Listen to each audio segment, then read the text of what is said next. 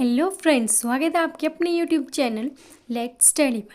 तो फ्रेंड्स, आज हम डिस्कस करेंगे बीएड में टीचिंग ऑफ लाइफ साइंसेज का next chapter, that is meaning and difference between assessment and evaluation, evaluation in the physical sciences, importance and the types of evaluation. ये BEd third semester का topic है।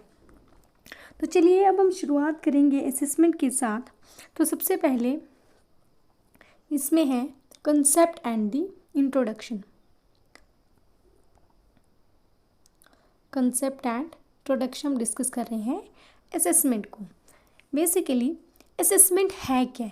Assessment का मतलब है हम students का आंकलन करने के लिए जिन मेथड्स, जिन टूल्स का यूज़ करके स्टूडेंट की एकेडमिक एबिलिटीज़, उनकी नीड्स, उनकी इंटरेस्ट को जब हम असेस करेंगे, that is known as the assessment. Assessment का यूज़ हम अपने डेली लाइफ में बहुत तरीक़ों से करते हैं। जैसे कि हम असेस करते हैं, हम आंकलन करते हैं जैसे इसकी रेंटल वैल्यू क्या होगी, कि इस बिल्डिंग की रेंटल वैल्यू क्या है। हम ये असेस करते हैं कि कितना प्रॉपर्टी टैक्स लगेगा हाउसेस के ऊपर। हम ये असेस करते हैं कि स्टूडेंट की परफॉर्मेंस कितनी है, कि कितना स्टूडेंट सीख पा रहा है, उसकी क्वालिटीज़ क्या है। एवरीथिंग जो हम अपनी डेली लाइफ में जो भी आंकलन करते हैं, that is known as the assessment. चलिए बढ़ते हैं मीनिंग की ओर। मीनिंग में बोला है the term assessment Latin word से डिराइव्ड हुआ है, और वो वर्ड है असेस। कहाँ से डिराइव्ड हुआ है? लेटिन वर्ड से, जिसका मतलब है टू सिट विद।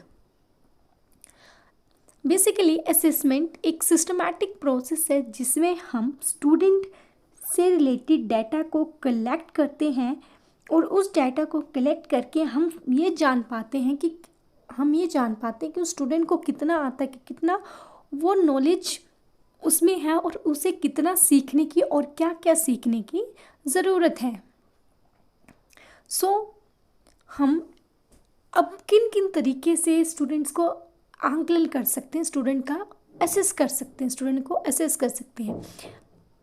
बेसिकली हम स्टूडेंट्स को डेली बेसिस पे भी असेस करते हैं। जैसे हम स्टूडेंट को ऑब्जर्व करें, या फिर हमने स्टूडेंट को कोई टेस्ट दे दी, उसके बेस पे हम स्टूडेंट को असेस कर लेंगे, या फिर उसके नीड्स के ऊपर, उसके इंटरेस्ट के ऊपर, उसके होमवर्क के बेसिस पे भी हम स्टूडेंट्स को असेस कर सकते हैं। तो बेसिकली असेसमेंट का मतलब ये है कि हमने स्टूडेंट्स की अचीवमेंट्स, उसकी परफॉर्मेंस, उसके इंटरेस्ट, कैपेबिलिटीज़, एबिलिटीज़ सबको असेस करके ये पता लगाना है कि स्टूडेंट्स की क्या नीड्स हैं, कि क्या स्टूडेंट्स ने सीखा और उसे कितनी और सीखने की ज़रूरत है।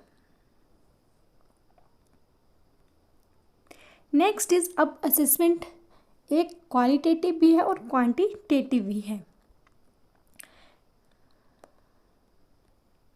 नेक्स्ट अब कुछ डेफिनेशंस दी गई हैं। एक डेफिनेशन लिखी है मैंने, and the definition is according to Rose.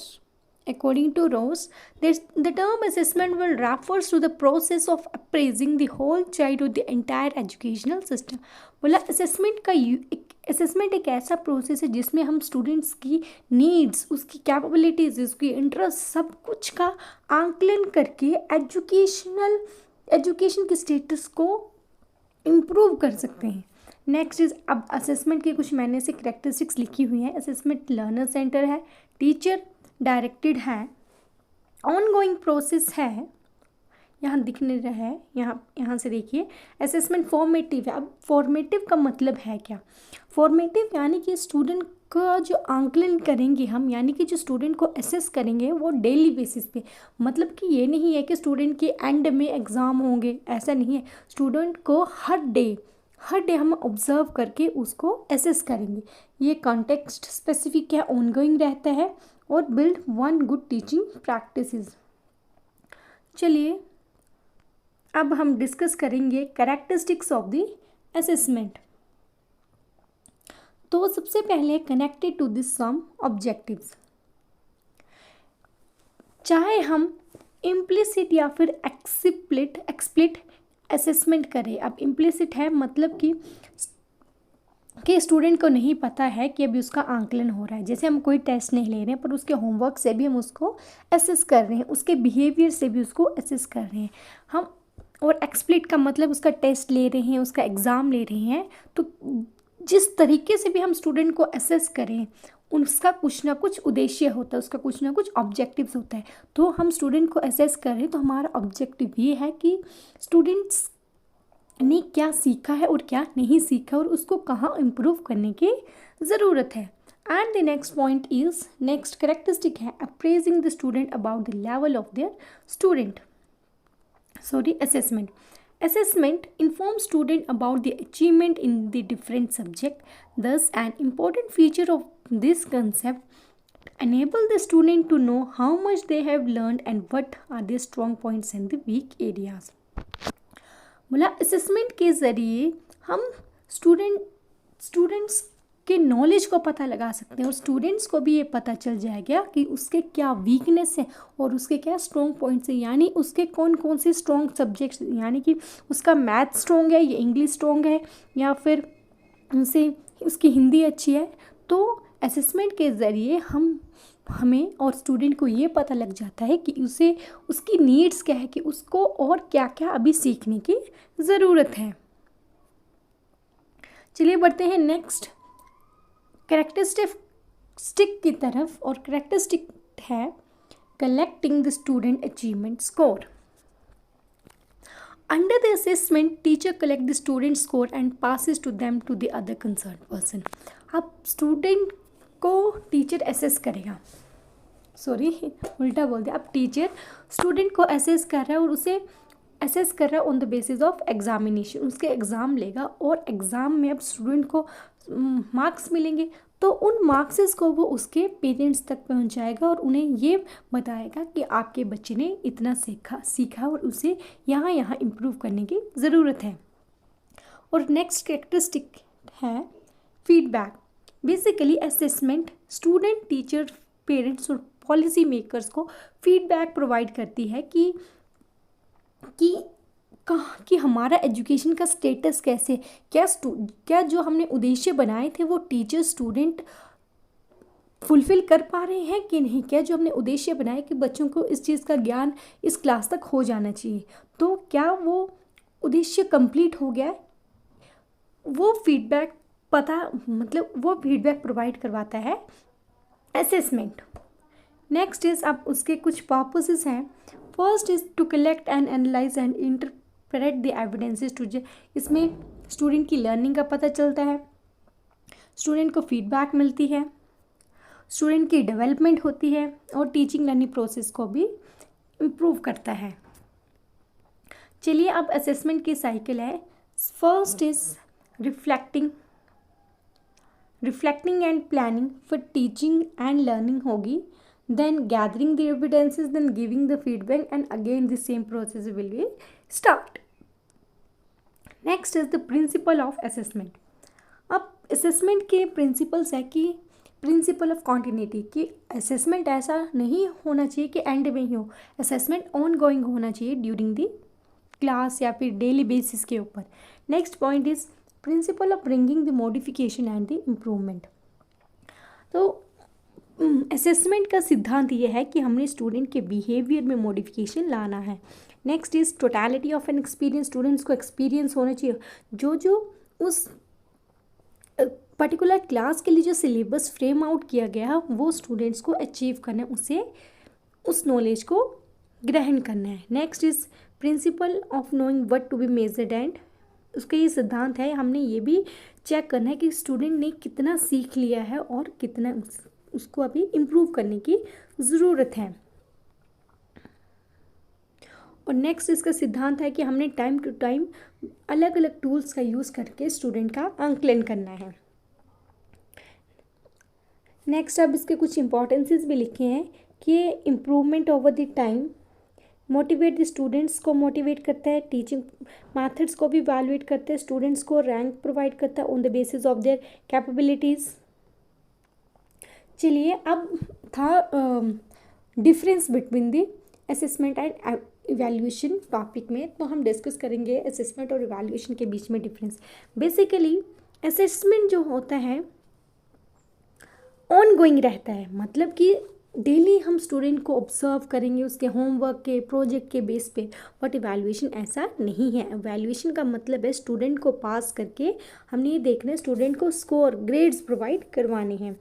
ये डायग्नोस्टिक इन नेचर रहता है। इसका मतलब है कि अगर स्टूडेंट की कहीं वीकनेस है तो हम स्टूडेंट्स को डायग्नोस करेंगे, उनकी गलती बताएंगे और उनको मैथड तरीके बताएंगे कि आप अपने गलती को कैसे सुधार सकते हैं और आपको कहाँ पर इम्प्रूव करने की ज़रूरत है।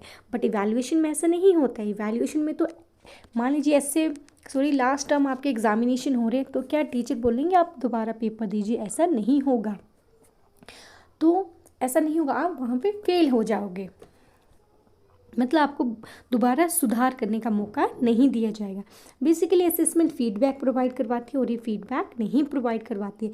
फीडबैक यानी कि स्टूडेंट को पता चल जाता है कि यहाँ पे मेरी वीकनेस है, मैं अभी इम्प्रूव कर लूँ ताकि एंड टर्म पे मुझे कोई प्रॉब्लम को फेस आउट ना करना पड़े। बल्कि इसमें नहीं होता है क्योंकि ये तो एंड पे ही होते हैं, तो फीडबैक नहीं मिल पाता है स्टूडेंट को।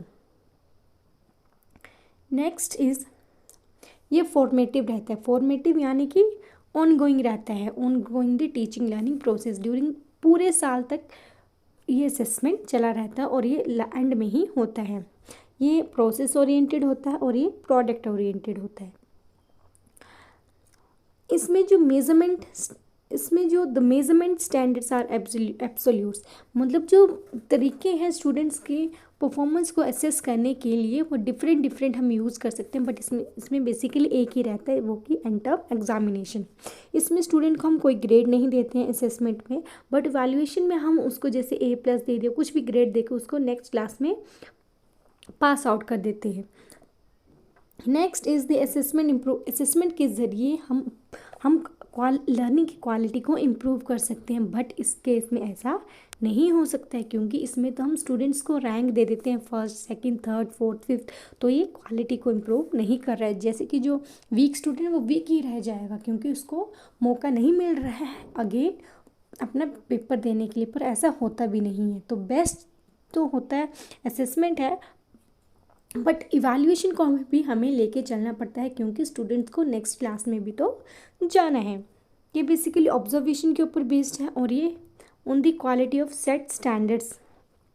इस असेसमेंट में स्टूडेंट्स कुछ ना कुछ सीख ही रहे होते हैं अपनी गलतियों से, बट इसमें कंपटीशन की भावना डेवलप हो जाती है कि मुझे फर्स्ट आना है, इसको मुझे सेकंड नहीं आना है ना। तो उसमें क्या है, कंपटीशन की भावना ज़्यादा डेवलप होती है इन दी इवैल्यूएशन में।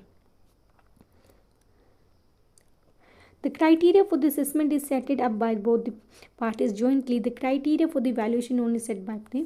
हाँ, तो असेसमेंट जो है बेसिकली टीचर्स के द्वारा ऐसे सेट किया जाता है कि स्टूडेंट्स की वीकनेस को पता लगा के उनको इम्प्रूव किया जाए। बट इसमें ऐसा नहीं होता है, उसमें बेसिकली एंड में ही होगा और स्टूडेंट को इम्प्रूव करने का भी चांस नहीं दिया जाएगा। चलिए तो बढ़ते हैं नेक्स्ट की ओर। नेक्स्ट है इवैल्यूएशन। बेसिकली हम सभी को पता है कि इवैल्यूएशन है क्या। अभी हमने डिफरेंस स्टडी कर लिया है।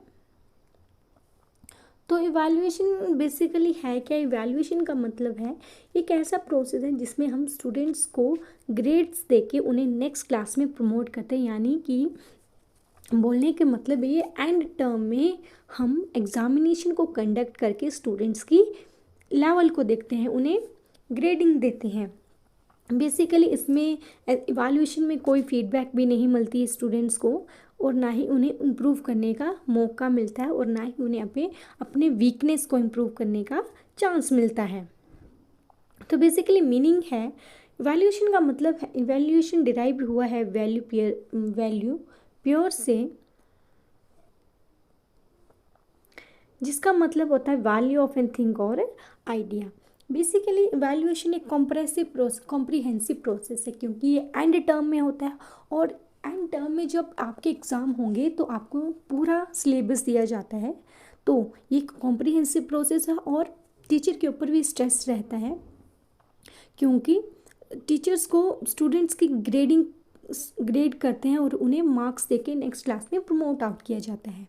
बट यहाँ पे स्टूडेंट्स के कैपेबिलिटीज़ या फिर उनकी वीकनेस को सुधारा नहीं जाता है और ना ही तो यहाँ पे टीचिंग लर्निंग प्रोसेस को इम्प्रूव किया जा रहा है। यहाँ पे सिर्फ और सिर्फ स्टूडेंट्स को ग्रेड देके उनको स्कोर करके या उनको लेवल करके उन्हें उनमें कंपटीशन की भावना डेवलप हो रही है।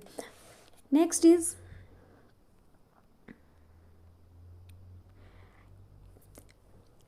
Evaluation will tells the students about what they have learned. Evaluation में हमें यही पता चलता है कि स्टूडेंट्स ने कितना सीखा है। यानी कि मान लीजिए हमने पेपर सेट किया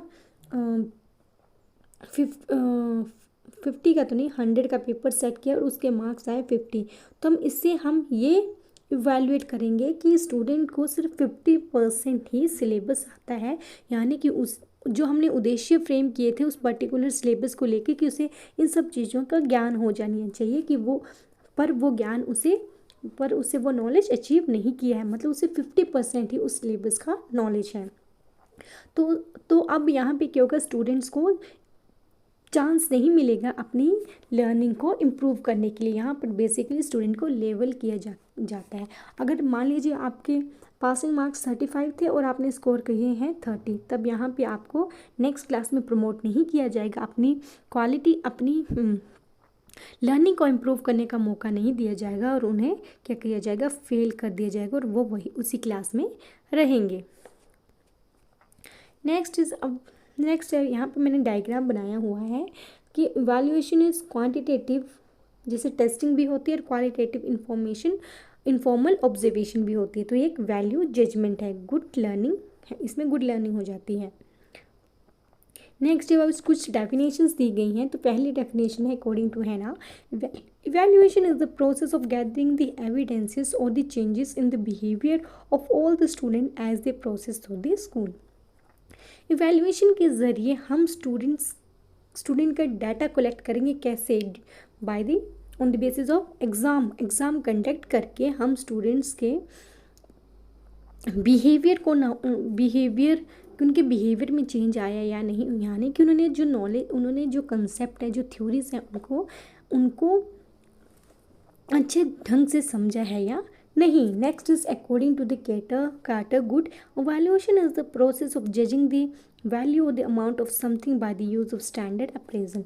तो कार्टर जी ने ये बोला कि हम एक स्टैंडर्ड सेट कर देते हैं। यानी कि हमने क्या, मान लीजिए हमने स्टैंडर्ड सेट किया कि जिनके 50% मार्क्स हैं वो स्टूडेंट्स नेक्स्ट क्लास में जाएंगे और जिनके नहीं हैं वो फेल हो जाएंगे। स्टैंडर्ड सेट करके हम स्टूडेंट्स को लेवल करके उनको जज कर रहे हैं। यानी कि यहाँ पे उनकी वीकनेस का पता नहीं लगाएंगे, डायरेक्टली उनको फेल करके वहीं उसी क्लास में छोड़ दिया जाएगा। नेक्स्ट रिवर्स के कुछ करेक्टरिस्टिक्स हैं, जैसे कि एक सिस्टमैटिक प्रोसेस है। यानी कि सिस्टमैटिक कैसे, यानी कि एंड में हो रहा है, ठीक है। ये कॉन्टिन्यूस प्रोसेस भी होता है, जैसे कॉन्टिन्यूस अब तो क्या मंथली एग्ज़ाम भी होना स्टार्ट हो गए हैं। ब्रॉड पर्सपेक्टिव है, ये बेस्ड होता है एजुकेशनल ऑब्जेक्टिव्स के ऊपर। ये मल्टी प्रोसीजरल है, हाँ जी, जैसे कि SA1 हो रहे हैं, SA2 हो रहे हैं, FA1 हो रहे हैं, FA2s होते हैं। नेक्स्ट वन इज़, अब प्रिंसिपल्स भी हैं इवैल्यूएशन के, जैसे कि principle of variation, continuity, utility, child centredness and the flexibility. Next अब ये भी कुछ मैंने करेक्टरिस्टिक्स लिखी हैं इवैल्यूएशन की। इवैल्यूएशन एक कॉम्प्रेहेंसिव प्रोसेस है। बेसिकली इवैल्यूएशन एंड पे किया जाता है, नॉट ड्यूरिंग द ऑनगोइंग। ये एक जजमेंटल प्रोसेस है और evaluation is an cooperative, it is an child centred. Next is, अब हम one of the most importance of the evaluation, इसमें हम देखेंगे कि इवैल्यूएशंस के क्या क्या इम्पोर्टेंट रहेंगी। तो चलिए शुरुआत करते हैं फर्स्ट इम्पोर्टेंस के साथ। और फर्स्ट इम्पोर्टेंस है knowledge about the personality of the student. हमें पता है कि हर एक क्लासेस में स्टूडेंट्स के बीच में डिफरेंसेस होते हैं, यानी कि इंडिविजुअल डिफरेंसेस होते हैं, यानी कि हर एक स्टूडेंट एक जैसा नहीं होता है। तो इवैल्यूएशन के ज़रिए हम स्टूडेंट की पर्सनालिटी, उसके इंटरेस्ट, उसकी एबिलिटीज़, उसके एटीट्यूड्स का ईज़िली पता लगा सकते हैं। यानी कि उसका इंटरेस्ट किस चीज़ में, यानी कि हमने ऑर्गेनाइज़ करवा दिए प्रोजेक्ट के बेस पे हम स्टूडेंट को इवैल्यूएट करेंगे, मार्क्स देंगे। तो जिन स्टूडेंट्स का इंटरेस्ट होगा ज़्यादा प्रोजेक्ट्स खुद बनाने के लिए, कुछ डिस्कवर करने के लिए, तो हम उन स्टूडेंट्स का पता चल जाएगा कि ये कुछ करके सीखते हैं। जैसे कईयों का टेस्ट में अच्छे कर देते हैं, यानी कि उनका प्रोजेक्ट वगैरह में ज़्यादा इंटरेस्ट नहीं है, तो इसके ज़रिए हम स्टूडेंट की पर्सनैलिटी का पता ईजिली लगा सकेंगे। चलिए बढ़ते हैं नेक्स्ट इम्पोर्टेंस की तरफ। इम्पोर्टेंस है the knowledge about the performance of the student. Evaluation के ज़रिए हम स्टूडेंट की परफॉर्मेंस को ईजिली पता लगा सकते हैं कि स्टूडेंट कैसा कर रहा है। जैसे हम उसका टेस्ट ले सकते हैं, एग्ज़ाम कर सकते हैं, उसको ऑब्ज़र्व कर सकते हैं। तो इनके ज़रिए हम स्टूडेंट्स की परफॉर्मेंस को ईजिली इवैल्यूएट करके उनके नॉलेज का पता लगा सकते हैं कि कितना उन्हें आता है, कितना उन्होंने सीखा है और कहाँ पे इनको और ज़्यादा मेहनत करने की ज़रूरत है।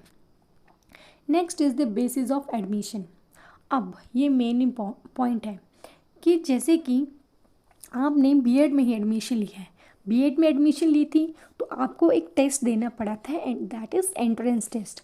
तो वो जो आपके उस एंट्रेंस टेस्ट में जो मार्क्स आए थे वो आपके एडमिशन का एक बेस था, यानी कि आपके आए मार्क्स 100+ आए तो आपको जो है वो गवर्नमेंट कॉलेजेस में सीट मिल गई होगी। बट जिनके मार्क्स 100 से कम आए हैं तो उनको प्राइवेट कॉलेजेस में एडमिशन मिली, यानी कि ये जो स्कोर्स मिले आपको एंट्रेंस एग्ज़ाम में ये बेसिस रहा एडमिशन का। तो वहीं वैसे ही basically evaluation is done to the test the intelligence level of the student so for getting और taking the admission into any institution. बोला अगर किसी भी इंस्टीट्यूशन में आपको एडमिशन लेनी हो तो आपका वहाँ पे सबसे पहले एंट्रेंस टेस्ट करवा के आपकी नॉलेज को चेक किया जाता है।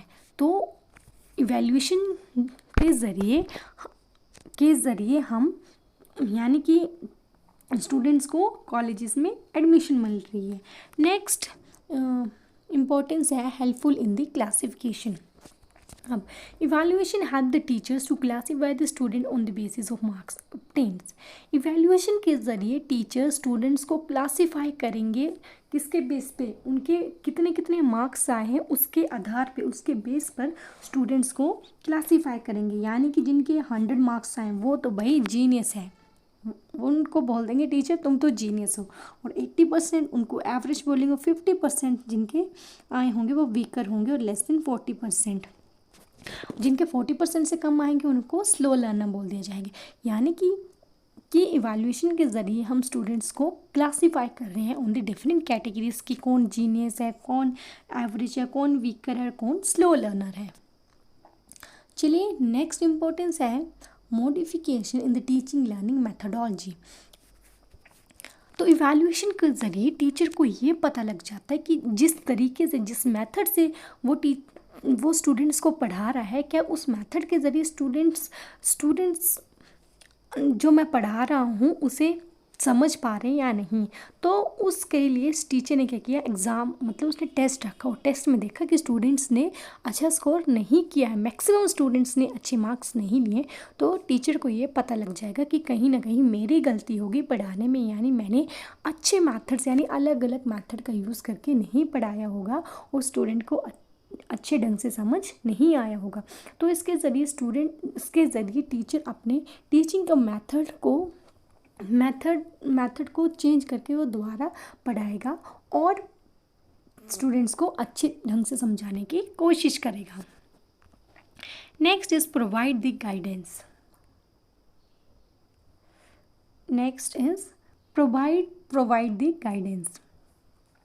इवैल्यूएशन बेसिकली लर्नर को गाइडेंस प्रोवाइड करता है कि मान लीजिए आपका टेस्ट हुआ, ओरल या फिर रिटन टेस्ट हुआ, तो स्टूडेंट्स को गाइड करेगा। मान लीजिए उसके मार्क्स आए 7, तो स्टूडेंट को गाइडेंस मिलेगी मुझे और मेहनत करनी है और अच्छे स्कोर करने हैं और अपनी जो लर्निंग है उसको इम्प्रूव करना है। Next is diagnosis the weakness of the student. Basically अब टीचर्स जो हैं जैसे टेस्ट कंडक्ट करवा रहे हैं, जैसे एग्ज़ाम कंडक्ट करवा रहे हैं, जिससे कि क्या होगा, टेस्ट या फिर एग्ज़ाम कंडक्ट करवाए और उनको क्या हुआ, स्कोर मिले, उनको मार्क्स मिल गए। आप मार्क्स मिले तो मार्क्स जो उन्हें एग्ज़ाम में मिले उस मार्क्स से उन्हें ये पता चल जाएगा कि उन्हें कितना आ रहा है और कौन से टॉपिक में उन्हें मुश्किल आ रही है पढ़ने में, और उन्हें कौन से टॉपिक में मुश्किल आ रही है पढ़ने में। और ये भी पता चल जाएगा कि उनके कौन कौन से स्ट्रॉन्ग एरियाज़ और कौन कौन से वीक एरियाज़ हैं, और वो टीचर्स की मदद लेकर फिर से उस टॉपिक को समझ के अपनी परफॉर्मेंस नेक्स्ट टाइम इम्प्रूव कर पाएंगे। Next is diagnosis the problem of the children. Evaluation is a continuous and the comprehensive process है। तो इवैल्यूएशन के ज़रिए अब मार्क्स भी मिल रहे हैं, ठीक है। मार्क्स मिलने के बाद स्टूडेंट को पता चल जाएगा मेरी ये वीकनेसेस है, और टीचर को भी पता चल जाएगा कि इस स्टूडेंट को, इस बच्चे को ये कंसेप्ट नहीं समझ आया है और मुझे इसे समझाना है और इसकी लर्निंग को इम्प्रूव करवाना है। Next is provide the feedback. Evaluation plays a very important role in providing feedback to the student. They get the feedback on the basis of marks obtained and encourage them to do more good in the next time. Basically इसमें ये बोला जा रहा है कि अब feedback कैसे मिल रही है बच्चों को। जब टीचर ने कोई टेस्ट कंडक्ट करवाया तो उसको मार्क्स मिले तो उसने देखा कि मान लीजिए उसे मार्क्स मिले 20 से 16 मिल गए, 20 से 16 मिले, तो स्टूडेंट्स को अब देखा मेरे 16 मार्क्स आ रहे कि मुझे कहाँ इम्प्रूव करने की ज़रूरत है और मुझे नेक्स्ट टाइम इससे ज़्यादा अच्छा स्कोर करके अपनी लर्निंग को इम्प्रूव करनी है। तो यानी उसको फीडबैक मिल रही है कि उसकी गलती मुझे कहाँ इम्प्रूव करना है। Next is promote the student in the next class.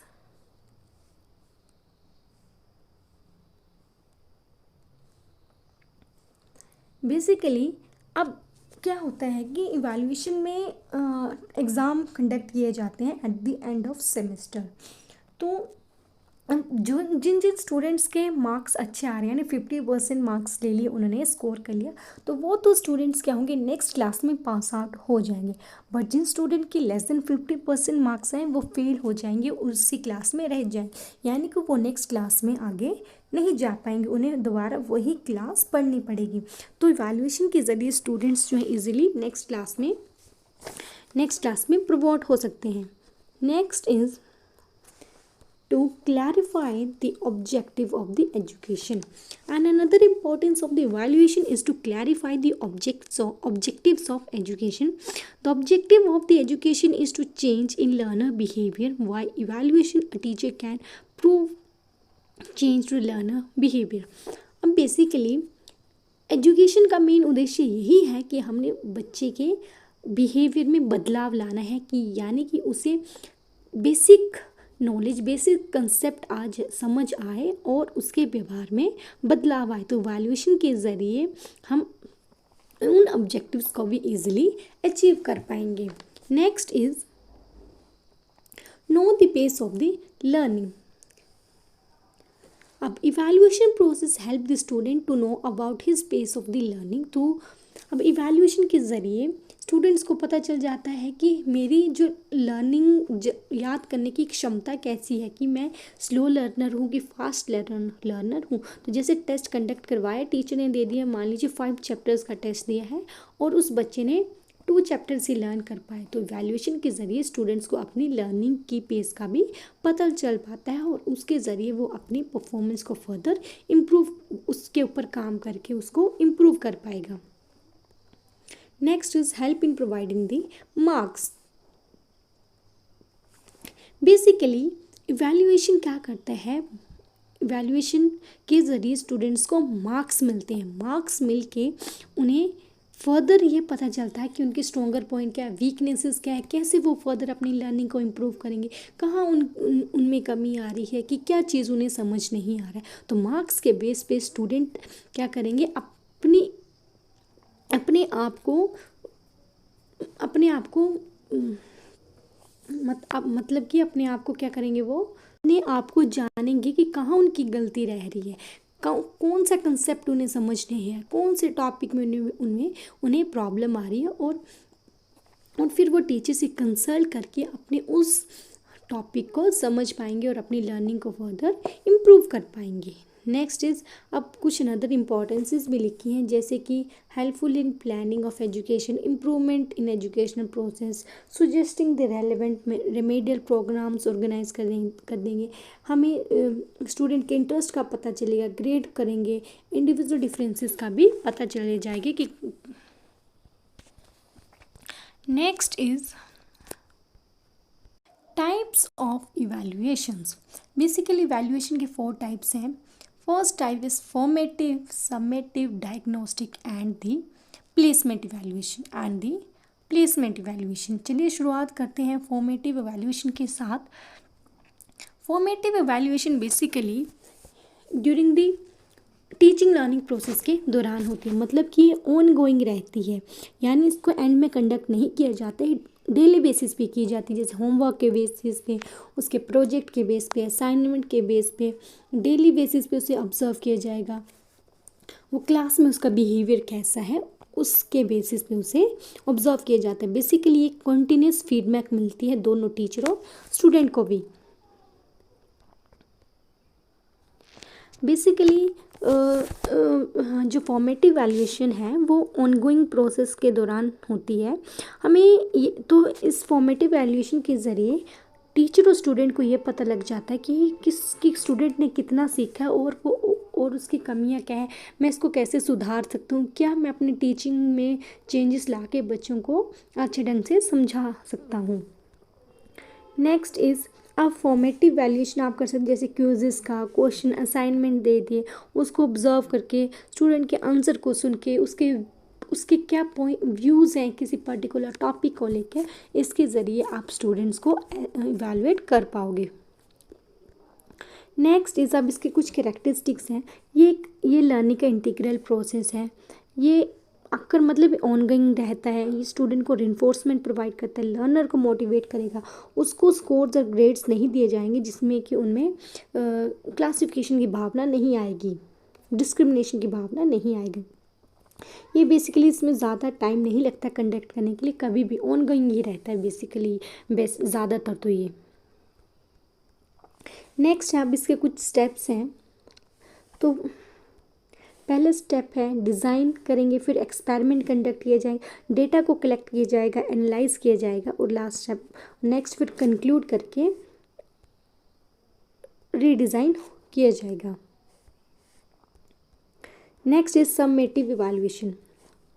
Summative evaluation होता क्या है? समेटिव इवैल्यूएशन एक ऐसा इवैल्यूएशन है जो कि eight the end of course, यानी कि कोर्स के एंड में ऑर्गेनाइज किया जाता है, कि यानी at the end of semester, at the end of an year exam conduct करके स्टूडेंट्स को जज किया जाता है उनकी परफॉर्मेंस को देख के, कि उसने कितना स्कोर किया है और कितना नहीं, कि उसे कितना उसे आता है। बेसिकली जो समेटिव वैल्यूएशन ये फिक्स्ड रहता है, यानी कि एंड में ही आपके एग्ज़ाम होंगे, इससे पहले नहीं होंगे।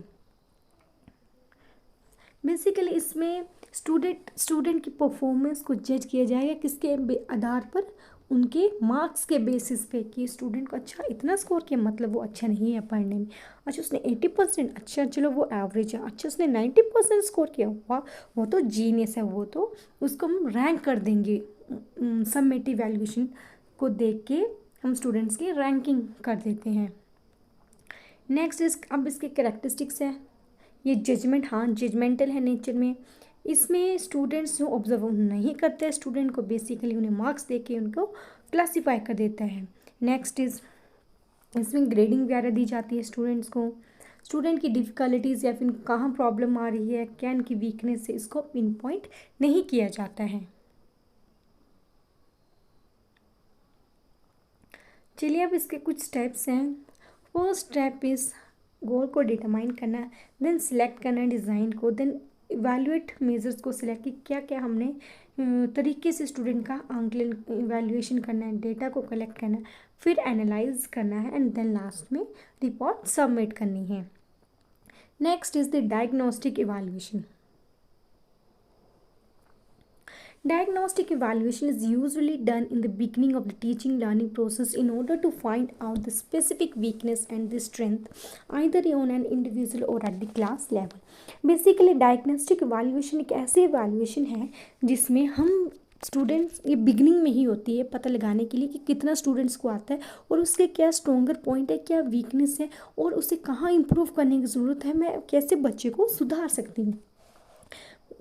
ठीक है, इसमें क्या होता है बेसिकली स्टूडेंट को डायग्नोज करके उसे फर्दर रेमेडियल मेजर्स दिए जाते हैं, यानी कि उसके वीकनेस का पता लगा लिया, यानी उसका किसी पर्टिकुलर सब्जेक्ट में अच्छा नहीं है तो उसकी क्या किया, वो हमने उसको डायग्नोज किया, इसमें अच्छा नहीं, ओके हमने इसको डायग्नोज कर पता लग गया कि हमें उसे ये चैप्टर नहीं आता है, फिर ये क्वेश्चन समझ नहीं आता है, तो वो डायग्नोज करके हमने उसको रेमेडियल मेजर्स दे दिए।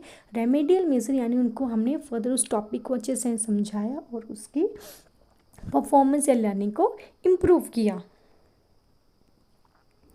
नेक्स्ट इज, अब इसके भी कुछ कैरेक्टरिस्टिक्स हैं जिसमें कि डायग्नोसिस में हम क्या उसके वीकनेस को पता लगा सकते हैं, उसकी लर्निंग को इम्प्रूव कर रहे हैं, उसकी जो स्कोरिंग में जो कमी आ रही है उसको फर्दर इम्प्रूव कर रहे हैं।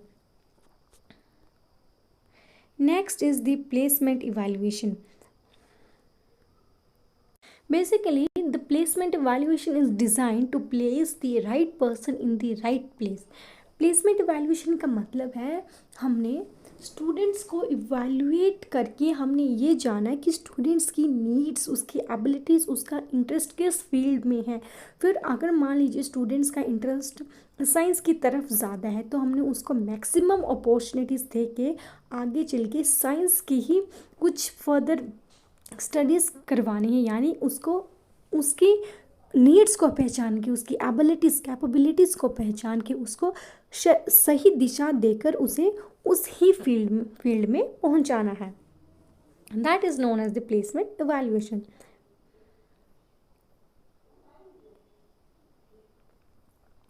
That's all for the today friends. चलिए हम मिलेंगे नेक्स्ट वीडियो में, तब तक प्लीज़ वीडियो को लाइक करें, शेयर करें और चैनल को सब्सक्राइब करें।